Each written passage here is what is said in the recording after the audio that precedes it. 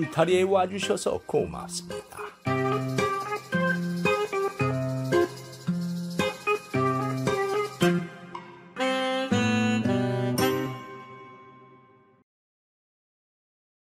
안녕하십니까. 이번 이야기는 독거노인이 사랑한 독거할멈에 대한 이야기입니다. 옛날 조선시대에도 독거노인이 있었습니다. 조선실록의 호조에 적힌 기록을 보면은 한양 도성에 사는 독거노인이 164명이었다고 적혀 있을 정도로 그 당시에도 독거노인이 있었습니다. 노인이 홀로 외롭게 살면 모든 것이 팍팍하지요. 헌데 그런 독거 영감과 독거 할멈이 기막힌 사연으로 사랑했다는 이야기가 있습니다. 그럼 그 이야기 시작하겠습니다. 그렇다면 내 아들이 그냥 물에 빠져 죽은 게 아니라 그 영감이 죽게 했다는 말이요?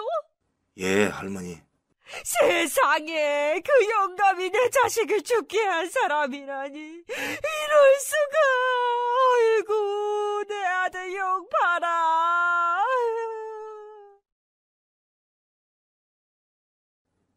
옛날 평양에 있는 어느 초가집에 나이 드신 할머니가 홀로 살고 있었습니다. 할머니에게는 장사를 하던 외아들이 있었는데 10년 전에 그만 배를 타고 가다가 배가 물속으로 가라앉아 갑작스럽게 세상을 떠났지요. 할머니는 남편이 일찍 세상을 떠나서 오직 아들 하나만 보고 살았는데 그 생때 같은 아들이 저 세상으로 떠났으니 그 슬픔이 오죽하겠습니까? 더구나 아들을 죽게 한 사람이 가장 가까웠던 노인이라니 그 충격은 말로 표현할 수 없을 정도였죠. 그게 도대체 어떻게 된 사연일까요? 이야기는 10년 전으로 거슬러 올라갑니다. 평안도에서도 북쪽에 있는 고장에 김씨성을 가진 노인이 살고 있었습니다. 김 노인은 보부상을 하면서 살았는데 가끔 귀한 물건이 생기면 압록강에서 명나라 상인들과 소소한 밀무역을 하면서 생계를 이어갔습니다. 원래 명나라 상인들과 밀무역을 하는 것은 조선에게도 이득이 되는 일이라 조정에서도 적당히 눈 감아주었습니다. 헌데 명나라 황제가 조선의 밀무역을 하는 자들을 단속하라는 요구를 해와서 조정에서는 밀무역을 하는 상인들을 모두 체포하기로 했습니다. 그런데 그것을 몰랐던 김노인이 어느 날 밀무역을 하다가 걸려서 그만 체포되고 말았습니다. 체포된 김노인은 관하로 끌려와 문초를 당했지요. 어쨌거나 그 시절의 밀무역은 법을 위반한 큰 죄였습니다. 그래서 김노인은 이제 꼼짝없이 죽었구나 하고 모든 것을 포기했지요. 헌데 사또가 이상한 제의를 하나 하는 것이 아닙니까? 네놈! 널 당장에 포도청으로 압송해서 죄값을 치르게 하려고 했다마는 내 제의를 들어주면 목숨만은 살려주겠다. 예? 살려주시겠다고요? 김노인은 사또의 말을 듣고 살아날 수 있다는 희망이 생기자 무엇이든 요구를 들어주고 살고 싶은 생각이 들었지요. 사또, 그 제의가 무엇인지요? 살려만 주신다면 무엇이든지 하겠습니다요. 너 말고 더 크게 밀무역을 하는 철성파라는 조직이 있다는 것을 잘 알고 있다. 그러니 철성파가 언제 어느 포구에서 명나라 상인들을 만나 밀무역을 하는지 실토하면 풀어주겠다. 사또는 자범 수준이었던 노인을 풀어주는 대신 큰 조직을 일망타진하려는 생각에 그렇게 제의를 했던 것이었습니다. 김노인은 철성파도 같은 밀무역을 하는 자들이라 그들에 대해서 잘 알고 있었습니다. 그런데 실토하면 철성파는 모두 죽음을 면치 못하게 될 게 뻔했으니 차마 서로 알고 있는 사람들을 죽음에 이르게 할 수는 없어서 망설여지는 것이었습니다. 거기에다가 그 배에는 철성파만 타는 게 아니라 선량한 장사꾼들도 무역을 하려고 그 배에 타는 일이 빈번했으니 그 사람들까지 애꿎은 피해를 보게 할 수는 없는 노릇이었습니다. 김노인이 그런 걱정으로 가만히 태양을 보며 시간을 가늠해보니 철성파는 벌써 2시간 전에 출항해서 압록강을 건너갈 시간이었습니다. 그래서 안심하고 사또에게 접선 장소인 포구를 실토했습니다.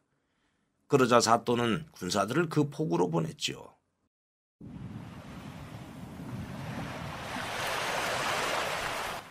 그런데 철성파의 배는 생각지 못한 사정이 생겨서 몇 시간 늦도록 포구에 정박해 있었습니다. 이놈들 계속 가라! 그때 마침 달려간 군사들이 포구를 덮치자 혼비백산한 철성파는 급하게 배를 몰아 도망치기 시작하다가 그만 암초에 부딪혀 물속에 가라앉아 버리고 말았습니다. 그 결과 철성파에 타고 있던 사람들은 모두 목숨을 잃어버렸죠. 어쨌든 사또는 약속대로 김노인을 불러주었고 김노인은 다음 날 철성파와 장사꾼들이 모두 죽었다는 사실을 알고 큰 충격을 받았습니다. 어찌되었든 자기가 살려고 다른 사람들을 죽게 한 결과가 되었으니 김노인은 자책감에 빠질 수밖에 없었지요. 그래서 장사와 밀무역을 그만두고 그 후 농사를 지으며 살았습니다. 그런데 그 다음 해 큰 홍수가 나서 김노인의 아내와 자녀들이 모두 휩쓸려가 목숨을 잃어버리는 일이 일어나 버렸습니다. 거기에다가 집까지 사라져 버렸지요. 그렇게 되자 김노인은 그것이 철성파와 상인들을 죽게 한 죄의 대가라고 생각했습니다. 내가 사람을 죽여서 그 벌을 받은 거야. 그렇게 김노인은 갈 곳이 없는 신세가 되어버렸는데 어느 날 평양에서 살던 김노인의 친구가 한양으로 이사를 가게 되었습니다. 그래서 살고 있던 초가집이 비어지게 되자 김노인에게 그 집에서 살라는 호의를 베풀었지요. 그래서 김노인은 평양에 있는 그 초가집으로 가서 독거노인으로 살기 시작했습니다. 그런데 김노인이 도착해보니 담장 하나를 사이에 두고 옆집이 있는데 그 집에도 어떤 할멈이 자기처럼 독거노인으로 살고 있는 것이었습니다. 안녕하시오. 나는 혼자인데 할멈도 혼자 살고 있어. 영감님도 혼자세요? 나는 일찍 남편이 떠났고 외아들과 살았는데 그 아들마저 세상을 떠나서 혼자 살고 있다오. 에이, 우리 서로 독거노인들이고 이웃이니 앞으로 잘 지내봅시다. 예. 그런데 그 해에 몰아닥쳤던 홍수로 북쪽 지방은 극심한 흉년이 들었고 백성들은 먹을 것이 없어 기근에 허덕였습니다. 그러자 임금님은 홀로 사는 노인들이 굶는 것을 걱정해서 독거노인들에게 구휼미를 나눠주게 했습니다.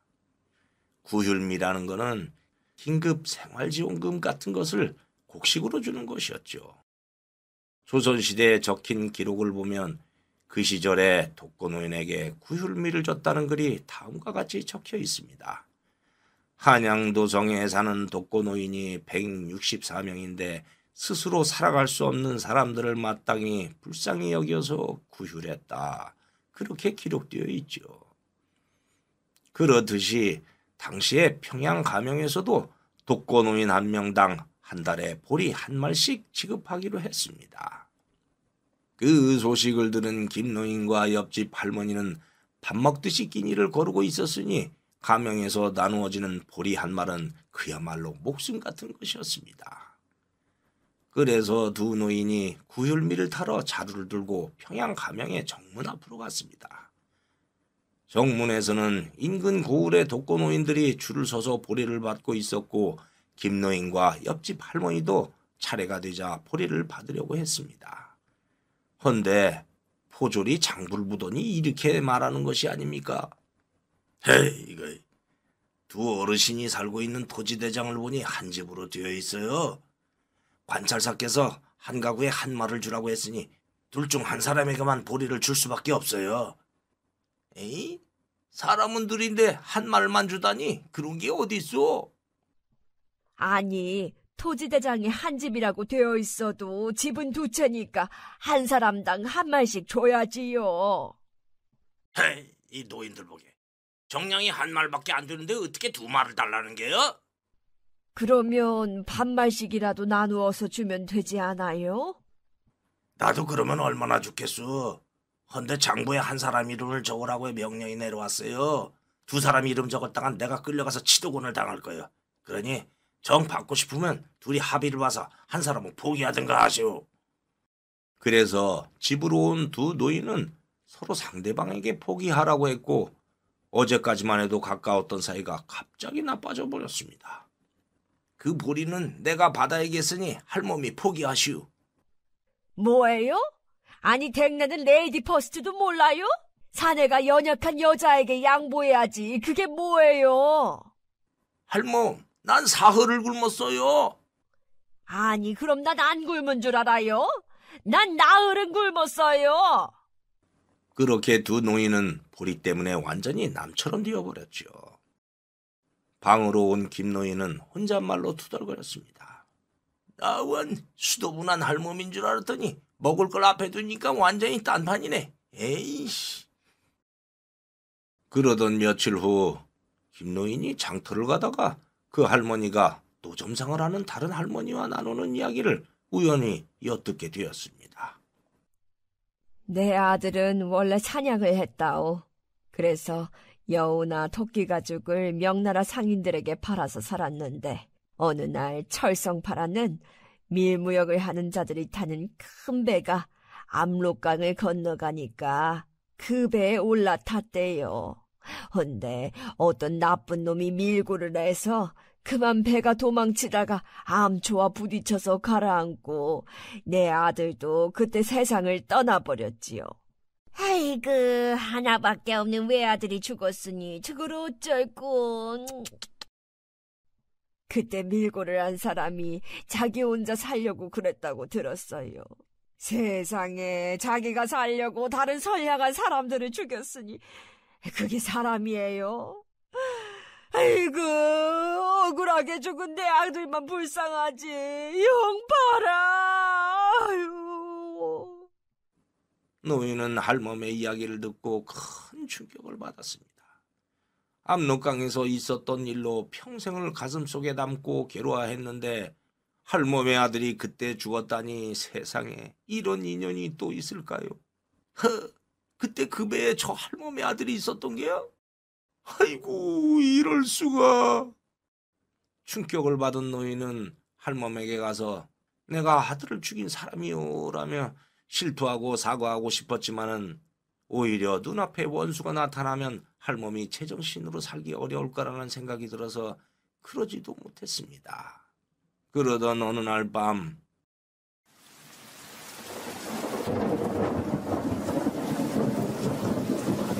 비가 장대처럼 쏟아지고 있었습니다. 노인이 밖에 나와보니 할멈의 집 뒤쪽에 있는 축대가 빗물에 맞아서 무너지려고 하는 것이 아닙니까? 축대가 무너져서 돌덩어리들이 할멈의 초가집을 덮치면은 할머니는 십죽팔구 목숨을 잃을 것이 뻔했지요. 축대가 무너지려고 하네. 안 돼, 막아야 돼. 그래서 김노인은 이도저도 생각할 겨를도 없이 무너지는 돌들을 온몸으로 막았습니다.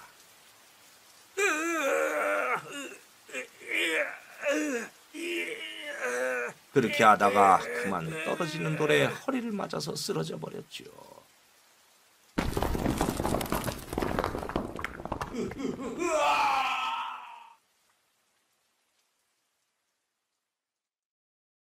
그리고 아침이 되어서 비가 그치자 할머니가 나와서 온몸이 망신창이가 돼서 의식을 잃은 채 쓰러져 있는 김노인을 발견했습니다.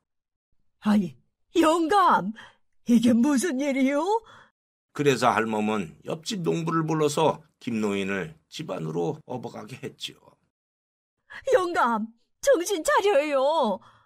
응? 아이고, 정신이 돌아왔구랴. 왜 축대 밑에 쓰러져 있었어요? 간밤에 축대가 비를 맞아서 무너지고 있었어요. 그대로 두면 돌덩어리들이 할멈의 집을 덮칠 것이 뻔하니 그냥 둘 수가 없었어요. 그래서 몸으로 막은 거예요?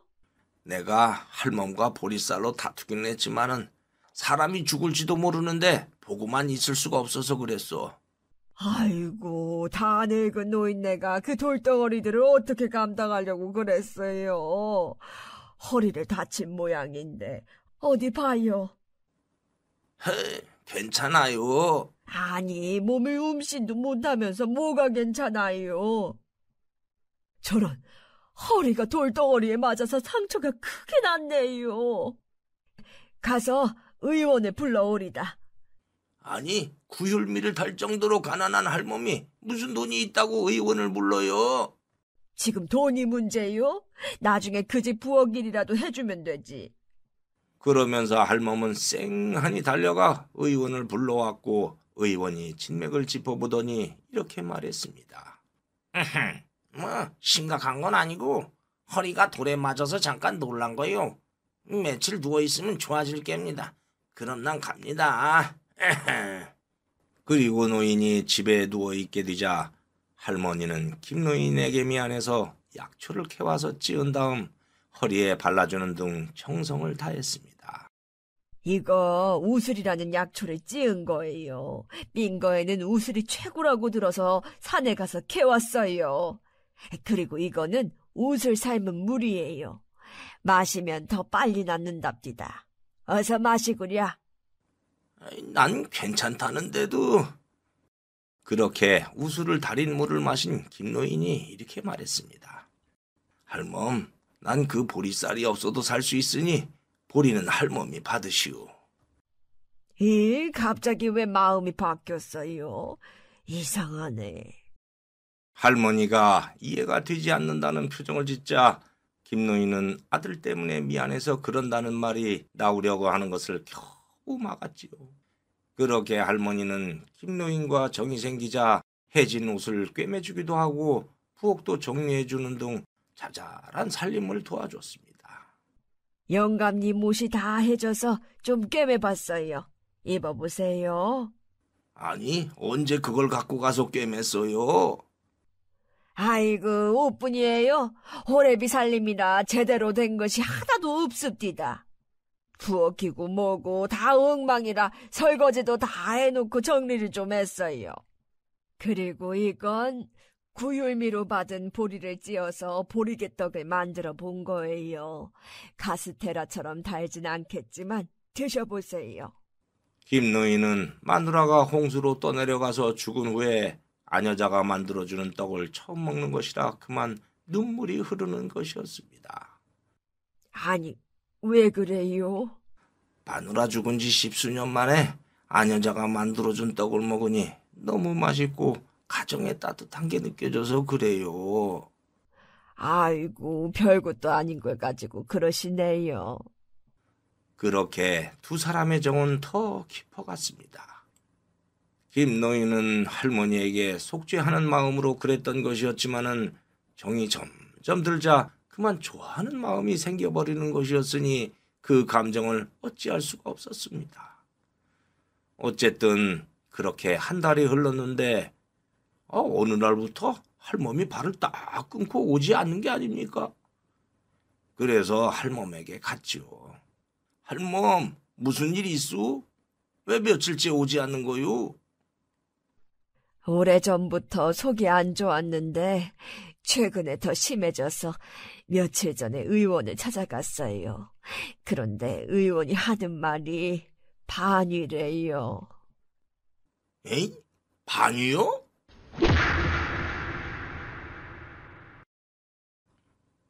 그 시절에는 위암을 반위라고 했습니다. 김노인은 할멈이 암에 걸렸다고 하자 깜짝 놀랐습니다. 5달 남았대요. 5달? 아이고, 할멈, 이게 도대체 무슨 병고요?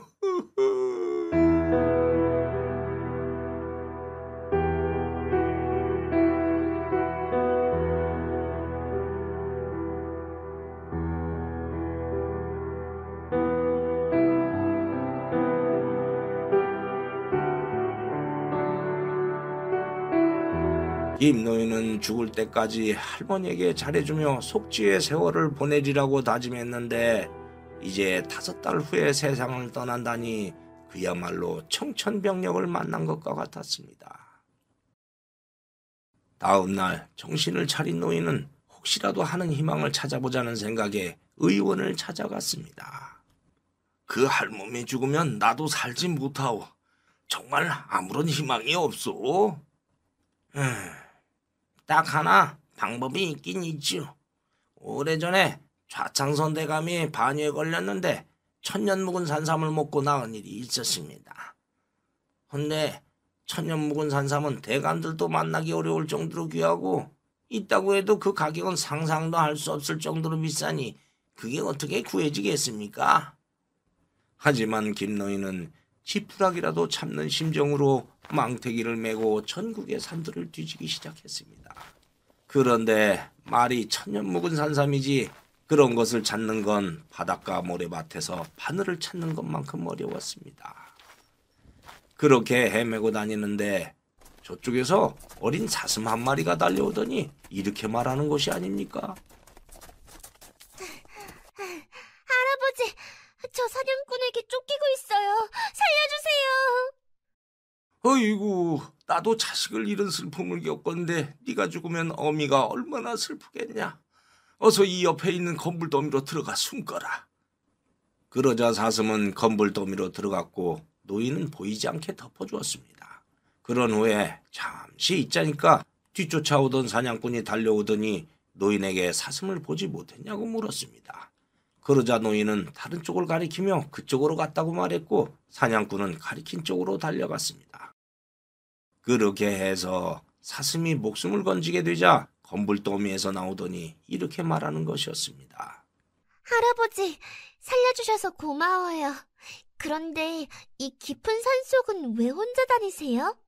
그러자 노인이 천년 묵은 산삼을 찾아다니고 있다고 하자 글쎄 그 산삼이 있는 곳을 알고 있다고 하는 게 아닙니까?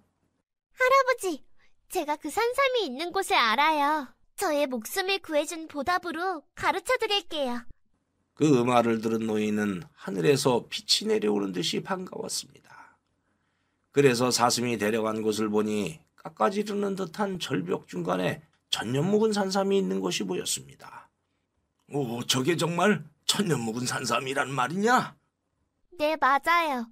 그럼 전 갈게요. 안녕히 계세요.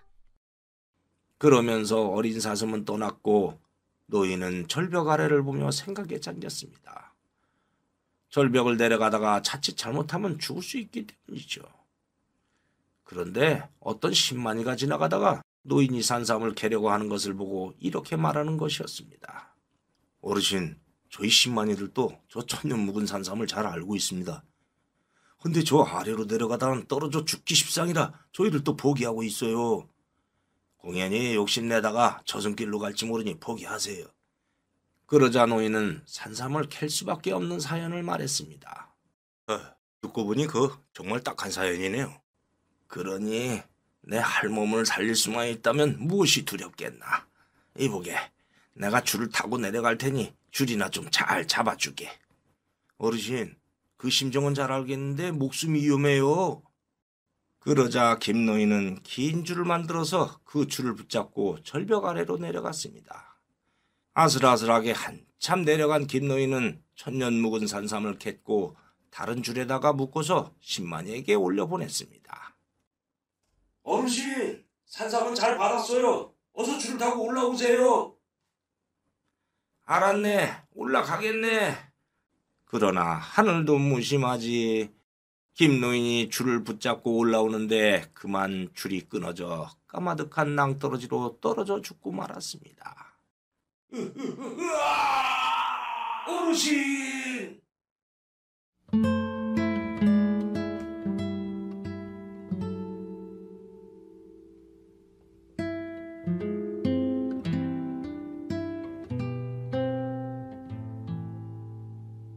신만이는 비통했지만 김노인의 소원에 따라 할머니를 찾아가 산삼을 전해주었습니다.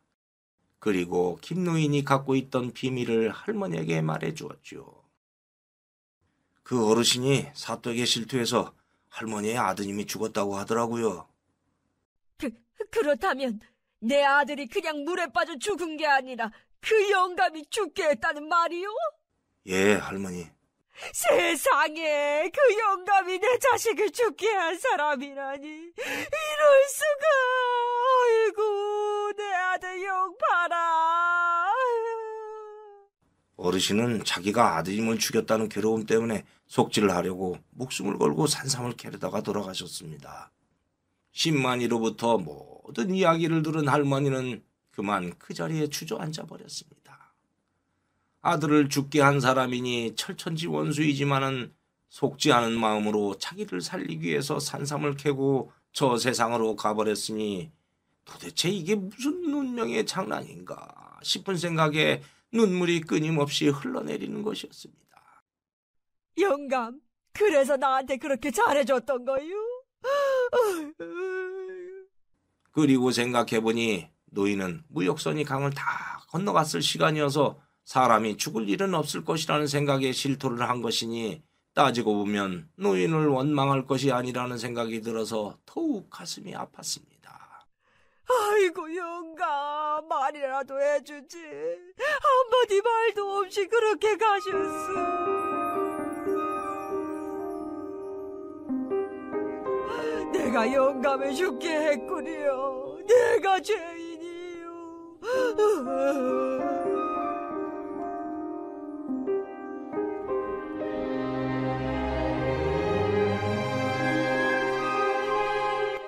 그렇게 할머니는 하염없이 눈물이 흘러내렸고 미안한 마음에 산삼이고 뭐고 먹을 생각이 들지 않았지만은 안 먹으면 영감의 뜻을 헛되게 하는 것이니 어쩔 수 없이 먹었지요.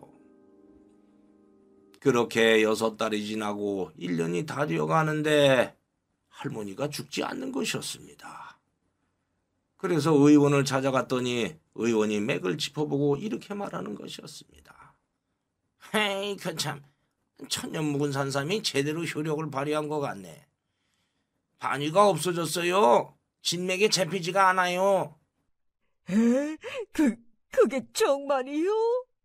할머니의 암은 그렇게 사라졌습니다. 그리고 집에 돌아와서 이게 꿈인가 생시인가 싶어서 한참 동안 생각하다가 이 모든 것이 그 노인의 덕분이니 할머니는 꽃다발과 보리개떡을 들고 김노인이 죽은 철벽으로 갔습니다. 그날은 묘하게도 김노인이 돌아가신 지 일주기가 되는 날이었죠. 영감, 나왔어요. 영감이 준 산삼 덕분에 내가 살았어요. 모두 영감 덕분이에요. 아들이 죽은 것도 영감의 탓이 아니니 이제 부디 모든 것을 잊고 좋은 곳에서 편하게 계세요. 여기 꽃다발과 보리개떡을 갖고 왔어요. 보리개떡은 영감이 다쳤을 때 만들어서 같이 먹었지요. 영감이 보리개떡을 얼마나 맛있게 먹든지 난 아직도 그걸 잊지 않아요. 부디 저승에서라도 이 보리개떡 드시고 편하게 사세요. 잘 가세요, 영감.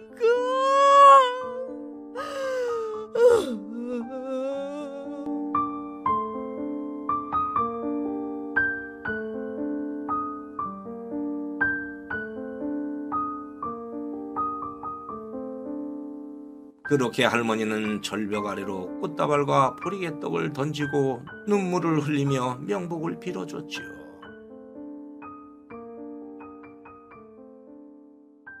그리고 할머니가 돌아서서 산을 내려오려고 하는데 글쎄 저쪽에서 김노인이 지팡이를 짚고 다리를 절뚝이면서 오는 것이 아닙니까?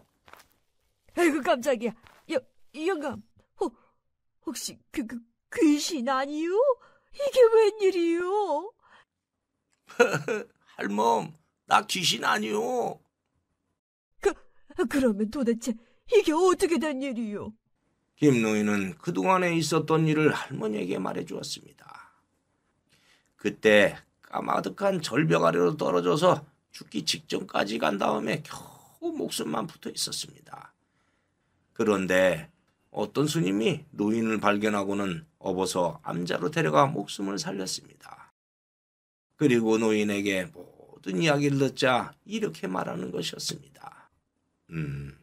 처사님의 업이 커서 산삼으로는 그 보살님이 살기 어렵고 처사님의 간곡한 정성이 깃들어야 보살님이 살아날 수 있습니다. 그러니 부처님의 사리가 들어있는 저 돌탑 주위를 1년 동안 떠나지 않고 정성 들여서 기도를 드린다면 보살님이 살 수도 있습니다. 그래서 김노인은 1년 동안 사리탑을 돌며 정성껏 기도를 했고 할멈이 살아났다는 소문을 듣자 절벽으로 온 것이었습니다. 노인의 이야기를 들은 할머니는 놀랐지요. 세상에 그렇게 된 것이었구려. 아들이시여 정말 고맙습니다. 영감님 이제 다시는 헤어지지 말아요. 할멈, 그럼 날 용서해 주는 거요? 아이고 용서가 다 뭐예요. 오히려 고마워서 눈물이 날 지경이에요. 앞으로 내가 마누라보다 더 잘해드릴게요. 아이고 좋아라. 허허, 정말이요? 살다 보니 이렇게 좋은 일도 있구랴. 그럽시다. 이제는 담장도 없애버리고 한 식구처럼 삽시다.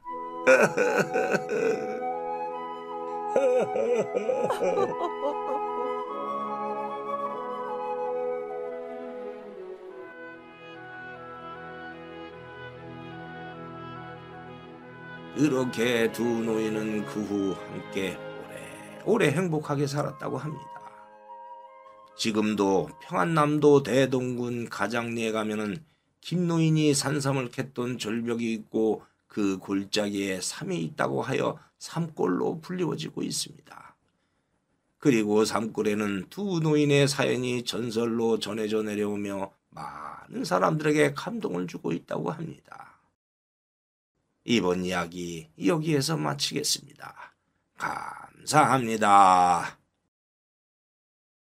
구독과 좋아요를 누르면 다음의 영상이 새로 만들어졌을 때 먼저 보실 수 있습니다.